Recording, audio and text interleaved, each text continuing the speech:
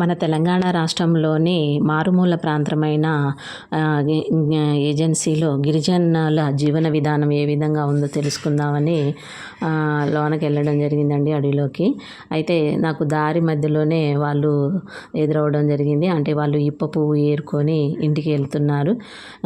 వాళ్ళు ఇప్ప పువ్వుని ఏ విధంగా ఏరుతున్నారు అనేది వాళ్ళని అడిగి తెలుసుకుందామని ఆగానండి మధ్యలోనే. వాళ్ళు ఇంటికి ఆల్మోస్ట్ ఏరుకొని వెళ్ళిపోతున్నారు. వాళ్ళని ఆపే ప్రయత్నం అయితే చేశాను నేను, కానీ మన భాష వాళ్ళకైతే రాదు, వాళ్ళ భాష నాకు అర్థం కాదు. వాళ్ళని ఆపుదామంటే వాళ్ళు ఎందుకో మరి భయపడ్డారు. ఎందుకంటే సడన్గా మనల్ని చూసేసరికి వాళ్ళు భయపడ్డారు అనుకుంటా, అందుకే ఆగకుండా వెళ్ళిపోతున్నారు. లేక పొద్దున్నుంచి ఏరి అలసిపోయి అని అనుకున్నారు ఏమో. అయినా మనం వాళ్ళతో ఏం మాట్లాడినా వాళ్ళ భాష మనకు అర్థం కాదు, మనది వాళ్ళకి అర్థం కాదు. అయితే అక్కడ పిల్లలు ఉన్నారు, కొంచెం చదువుకున్న వాళ్ళు. అయితే ఆ పిల్లల్ని అడిగి తెలుసుకోవడం అయితే జరిగింది. ఆ ఇప్ప పువ్వు పిల్లలు ఏరుతా ఉంటే నేను కూడా కొంచెం ఏరడం అనేది జరిగింది. నాకు సరదాగా అనిపించింది పిల్లలతో ఏరడం ఇప్ప పువ్వుని. ఇప్ప పువ్వు చూడడం కూడా పువ్వుని నేను ఫస్ట్ టైము, అంటే ఎండినవి చూశాను కానీ ఇప్ప పువ్వుని అయితే నేను చూడలేదు. మంచిగా చెట్టుకే ఉన్నాయి మంచిగా ఇప్ప పువ్వు. కొంచెం మంచిగా నాకు కొంచెం బాగా అనిపించింది చెట్టు మీద కోస్తూ ఉంటే.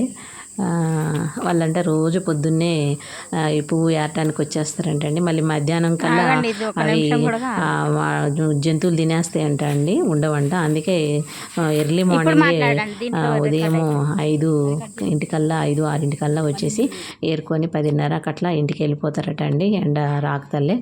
అయితే అవన్నీ ఏరిన తర్వాత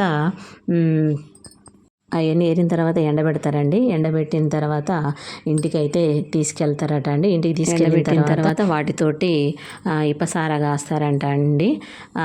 కొంచెం ఎండినవి కొంచెం అమ్ముకొని కొంచెము ఉంచుకుంటారంట అండి. అయితే వీళ్ళకి ఈ ఇప్ప పువ్వు అనేది 3 నెలలు ఉంటుందంట అండి. ఫిబ్రవరి నెలలో స్టార్ట్ అయ్యి ఏప్రిల్ ఎండింగ్ వరకు ఉంటుందంట. అయితే వీళ్ళు సమ్మర్ హాలిడేస్ అని పిల్లలు కూడా వచ్చారట అండి. పిల్లలు కూడా ఏరుతున్నారు. అంటే హాలిడేస్లో అంటే పిల్లలు ఇంట్లో ఉన్న వాళ్ళందరూ వచ్చేస్తారట అండి ఏరడానికి. అన్నీ ఏరుకొని వెళ్ళి ఒక దగ్గర చేసేసి ఎండబెట్టిన తర్వాత ఇంటికి తీసుకెళ్ళి వాటితోటి ఇప్పసార కాస్తారట అండి. అయితే ఈ ఇప్ప పువ్వు అయిపోయిన తర్వాత మే నెలలో ఇప్పబద్ద స్టార్ట్ అయిద్దంట అండి. ఆ ఇప్పబద్దతోటి ఇప్ప నూనె అనేది స్టార్ట్ చేస్తారట. ఇప్పుడు ఏం పేరమ్మ పేరు? మడకం మంగమ్మ. ఇవి రోజు పొద్దున్నే వచ్చి చేస్తారా మీరు? ఏరుతాం. ఎన్ని తట్టలు వేస్తారు ఇలాంటివి? అవి పెద్ద అవి ఉంటాయి అలాంటి పెద్దవి ఉంటే అవి మధ్యాహ్నం కొంతమంది ఏరే వాళ్ళు ఏరుతారు, కొంతమంది ఎండకి తట్టుకోలేని వాళ్ళు ఉంటారు, ముందు వెళ్ళిపోతారు 2-3 ఏరి. ఏం చేస్తారు వీటిని ఏరిన తర్వాత? ఎండపెడతారు. ఎండబెడతారా? ఎండబెట్టిన తర్వాత ఇంటికి తీసుకెళ్తారు. ఎక్కడ ఎండబెడతారు? అవి ఉంటాయి అక్కడ పెద్ద బండలు ఉంటాయి, అక్కడ ఆరేస్తారు. అక్కడ ఆరేస్తారా? ఆరేసిన తర్వాత ఏం చేస్తారు? ఆరేసిన తర్వాత ఇంటికి తీసుకెళ్ళి మంచి ఎండలో ఆరపెట్టి మంచి బస్తలో తొక్కి మళ్ళీ అవసరం వచ్చినప్పుడు ఏదైనా పండగ ఏమైనా వచ్చినప్పుడు కళ్ళు వండుతారు. మళ్ళా కొంతమంది పేదోళ్ళు అన్నట్టు ఉంటారు, వాళ్ళకు బియ్యం లేకపోతే బియ్యం కొంతమంది ఇస్తారు. వీటిని ఇచ్చి బియ్యం తీసుకుంటారా? వీటిని ఇచ్చి బియ్యం తీసుకుంటారు. ఇంకా ఈ నూనె తింటారా? ఈ నూనెతో ఈ నూనె అవి మళ్ళీ వస్తున్నాయి కదా, వచ్చినాక అవి కొట్టుకొని ఆరపెట్టి మళ్ళీ అక్కడ మిల్లుకి తీసుకెళ్తారు. నూనె వీటితో కాదా? నూనె వీటితో కాదా? మరి ఏది ఇప్పుడు అయిపోలేదు మేడం. ఇవి అయిపోయాక వీటికి ఏం కాస్తాయి? కాయలతోటి ఇప్పబద్ద. ఆ ఇప్పబద్దతోటి నూనె ఆడిస్తారా? అది ఆ బద్దని నూనె ఆడించి వంట చేసుకుంటారా? అదే నూనె వాడతారా ఇక్కడ? అవును మేడం. మా ఊరిలో ఎవరు కొనుక్కోరా? అందరూ ఇప్పబద్ద నూనె వాడతారా? కూరలు బాగుంటాయా మరి? బాగుంటాయి. అవునా? ఓకే.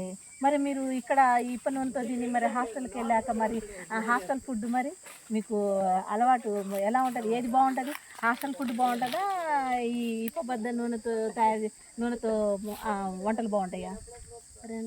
రెండు బాగానే ఉంటాయా? అంటే వేరియేషన్ ఎలా ఉంటుందని, అంటే డిఫరెంట్ కొంచెం.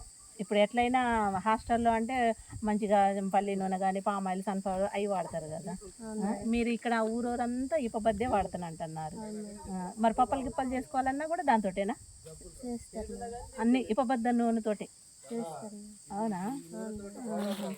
ఇంకేం చేస్తారు? ఇప్ప లడ్డూలు చేస్తారా వీటితోటి? చేయరా? మొన్న చూసానుగా నేను, కొంతమంది చేశారు ఈ ఇప్ప పువ్వుని ఎండబెట్టి. నీకు తెలియదా? మీ అమ్మోళ్ళకి తెలుసుంటుంది. ఓకే, అయితే వీటితో కాదా నూనె? ఇవి ఎండబెట్టి సారా కాస్తారా? సారా కాసి కొన్ని అమ్ముతారు, అమ్ముకునే వాళ్ళు అమ్ముకుంటారు, కొంతమంది సారా కాస్తారు. అవునా? ఓకే. అవి ఎండబెట్టిన వాటితోటి ఇప్ప సారా అట అండి, ఇలా కాస్తారంట అండి. ఆ కింద అగో ఇప్ప సారా అందులో పడుతుందండి అంటండి. అందులో చిన్నగా అది నిండుద్దంట అండి. కింద 3 స్టెప్పులలో కింద ఇప్ప పువ్వు అంటండి, మధ్యలో ఆవిరి. నాకు ఆడడం లేదు, అర్థం కాలేదు నాకు. అక్కడ ఒక అబ్బాయి ఎక్స్ప్లెయిన్ చేయడం అనేది జరిగింది. ఏ విధంగా వస్తుంది ఏంటి, అవి ఎన్ని నిండుతాయి, 1 2 అని అడుగుతున్నాను. అయితే 1 నిండుతుంటండి. ఆ పైన నీళ్ళటండి, నీళ్ళతోటి ఆ ఆవిరితోటి అది సారా అయితే అవుద్దంటండి. వీళ్ళు ఇప్ప పువ్వుని కూడా ఒక 3 రోజులు 4 రోజులు నానబెడతారంటండి బాగా. ఒక పెద్ద టబ్బులో పోసేసి నానబెట్టేస్తారంటండి. నానబెట్టిన తర్వాత బాగా అది బాగా మురిగిన తర్వాత అంటే బాగా స్మెల్ వచ్చేదాకా నానబెడతారంటండి. నానబెట్టి తర్వాత ఇలా చేస్తారట. ఇలా చేసిన తర్వాత వచ్చిన దాంతో వాళ్ళు నిత్యం రోజు తాగుతారంట అండి. అంటే బాగా పొద్దున్నే పోయి పని అంతా చేసుకొని వస్తారు, అలసిపోతారుగా, వాటిని అందరూ కూడా తీసుకుంటారంటండి. అగో అలాంటి డబ్బాలలో నానబెడతారండి. అది ఇప్ప పువ్వు, అదంతా ఇప్ప పువ్వు నానబెట్టారండి. ఆ నానబెట్టిన దాన్ని ఒక 4 days తర్వాత అది వండుతారంట అండి. దాన్ని వండుతారు, దాంట్లో నుంచి ఆ రసం తీస్తారు. ఆ రసం తీసేసి ఆ రసంతో వండుతారంట.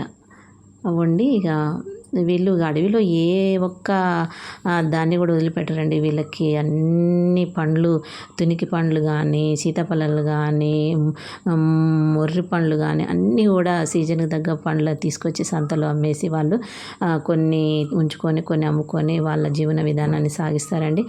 అది ఇప్పరసం అంటండి. ఇప్పరసంతో కాస్తారు.